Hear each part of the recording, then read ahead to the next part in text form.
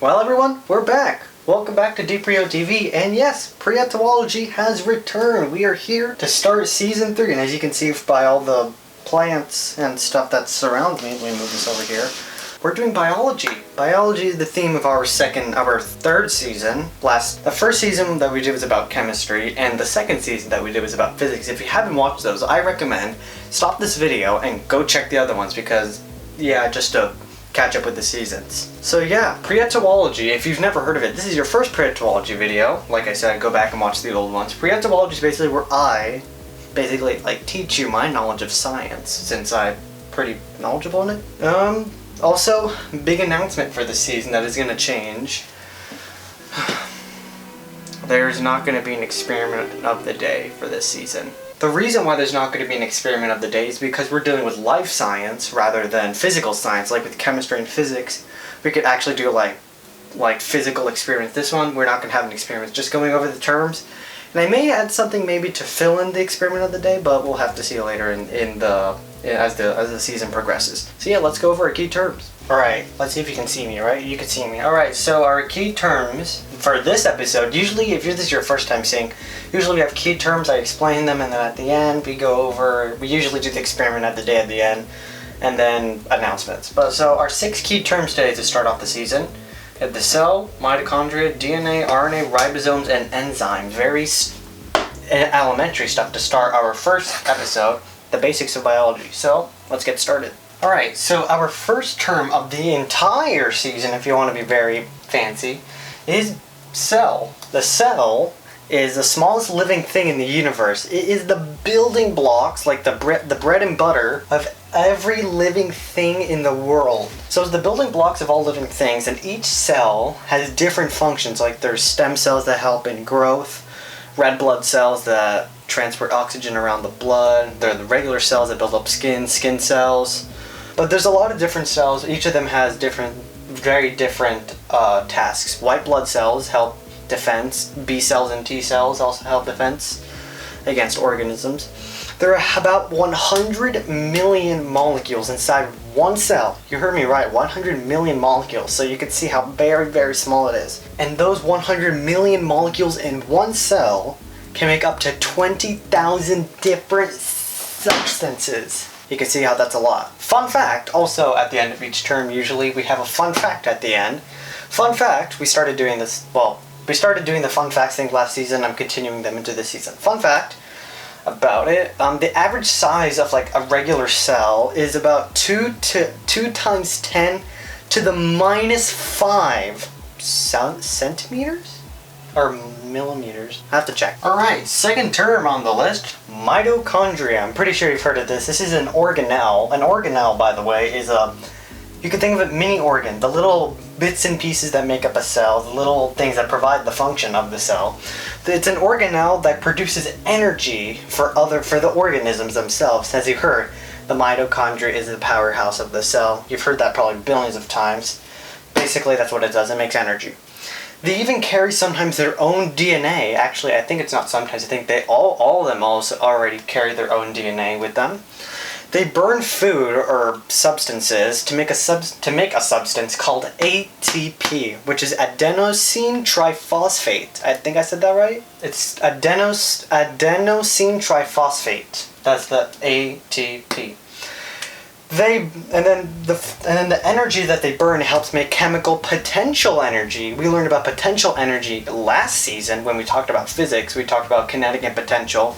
And then when we talked about potential energy, we talked about the different types of potential energy, like elastic, gravitational, chemical. Fun fact, ATP, the amount of ATP made in 1 second, 5 million ATPs are made in 1 second. So 5 million ATPs per second, which is pretty fast. These things work like at the speed of light. Alright, our third term, we're almost halfway through this, is the top dog, basically, of the biological world.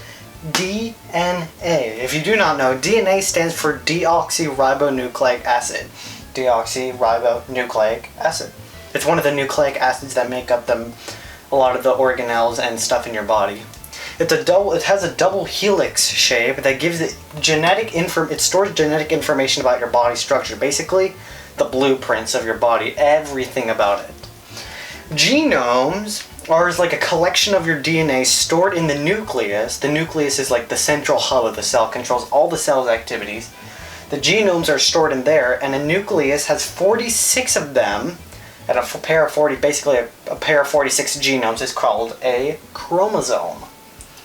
99% of your DNA, yes, you on the camera right there that's looking at me, is identical to everyone else's. 99% of the DNA is identical. And most of the other DNA, the other 1%, is what is basically kind of like non-essential. Like, that's what makes you without like providing major body functions or deciding whether you will get cancer, diabetes, or other diseases that can be passed on through generations. Fun fact, the number of human genes in a body is 20,000 to 25,000 stored in multiple cells throughout the body, I think. I think it's either multiple cells or either one cell. But anyway, 20,000 to 25,000 genes in the human body. That is a lot. Alright, our fourth term, our third to last term already. I mean, it's a little bit of a quick intro, but we'll get more of the hang of it. RNA, I know a little bit different than the one we did back, the one that we just did, DNA. RNA is basically kind of like DNA's cousin. It's also known as ribonucleic acid, so this is like without the deoxy part. The DNA's deoxyribonucleic acid, this is just ribonucleic acid, so another one of those nucleic acids in the body and the functions. It's very similar to DNA, but it's not a double helix. The double helix shape is, here's an example of the DNA. This is an example of the DNA. This is the double helix that we were talking about. This is an example of RNA. It's a bit different, as you see. The function of the RNA is to make copies of the DNA structure and distribute it throughout the cell. So basically it kind of acts as like a copying machine, like fail-safe for the body cell.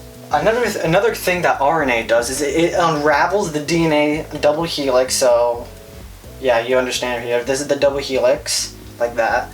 It unravels it like this, and then it inserts itself in for other body functions. I think protein bonding?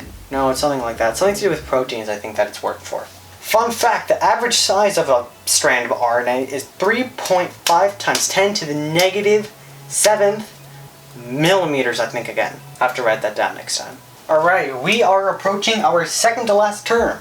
In the other two ones, we talked about deoxyribonucleic acid, and the other one was ribonucleic acid. This is the ribo part about it. These are ribosomes. These are another one of those organelles like the mitochondria and the nucleus in the cell that produce proteins. They are basically the protein factories of the cell, and they are controlled by the RNA and copies of the DNA. So like he said, the RNA makes copies of the DNA, so basically it's controlled by the RNA. It's found in every single type of cell. There are two different types of cells, if we haven't talked about them. There's prokaryotic, and there's eukaryotic cells. Prokaryotics are things like bacteria, like little microorganisms besides cells, obviously. Eukaryotics are things like plants, like we have right here, or animals like you and me. Each protein is made of something called amino acids. Amino acids are another one of those fundamental like chemicals or substances. We have here's some, like we need proteins, we need amino acids, we need lipids, we need nucleic acids, which makes our cells. So yeah, they're made of chemicals called amino acids and are listed in the DNA blueprints, how to make a protein, basically. Like we said, the DNAs are basically the blueprints for the entire body. All the proteins have a wide variety of functions, and they make things like muscles, hormones, enzymes, and a wide variety of things. Protein is also, if you haven't seen it, hairs and your nails. They're made of a protein called keratin, so they can also be part of structure. And yeah, let's move on to the final term. Alright, our final term of the brand new season of Prietology. Season 3, the basics of biology, let's go.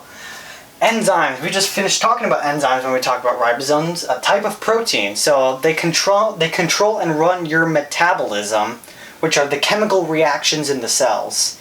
In the middle of the cell basically is like a little pocket. It's like a little goo ball, if that kind of makes sense. It's filled with something called the cytoplasm, which is made of a chemical called cytosol. This is where all the chemical reactions, they happen in this little fluid. So yeah, that is where the enzymes come in handy. These are also used in your digestive systems, like your stomach acid, to break down food. So basically these are the ones that break down chemicals and stuff like food. There are two main types of enzymes. The most known one is amylase, which is also, I think, is also used in the cells. And it can also be used to digest starches and grains. And then the second type of enzyme is called thrombin. It helps blood clot, so when you're bleeding, the enzymes come in and clot it. The blueprints of the enzymes, again, like we've said, are of course stored in the DNA. Basically the blueprints of everything in your body that is happening right now are stored in the DNA, or more explicitly for enzyme, the DNA genomes. Fun fact, our final fun fact of this episode, enzymes, just a little more fun than fact, enzymes are used to make cheese and beer. I know, let that sink in. And are added for detergent. You can guess why detergent, because it helps break down all the bacteria and dirt and dust that are part of clothes. And then cheese and beer, those are basically the breaking down of like milk into like something, and like for beer's fermentation, the breaking down of yeast into what you eventually get as beer. Well, I think we are done. Let's start moving on to announcements and end this video. Well, everyone, new season already underway. Some announcements. Season 3, last season was about 6 episodes, was it? Season 1 was about 5 episodes. This one, if my schedule is planned correctly, this should be a 5 episode season, and then we'll be moving on to season 4. After that, alright, announcements. Like, I just wanted to repeat that there will be no experiments of the day this season, since we're dealing with life science, not physical science. And yet, those are really the only announcements. Our topic for episode 2 is the types of life. We'll be going over the types of life, like bacteria, viruses, the different animal groups, and basically a lot more. So yeah, everyone, that's it. Thanks for back. We're back with Prietology. It's off with a bang. We'll see you next week in 2 weeks for the next video. See ya.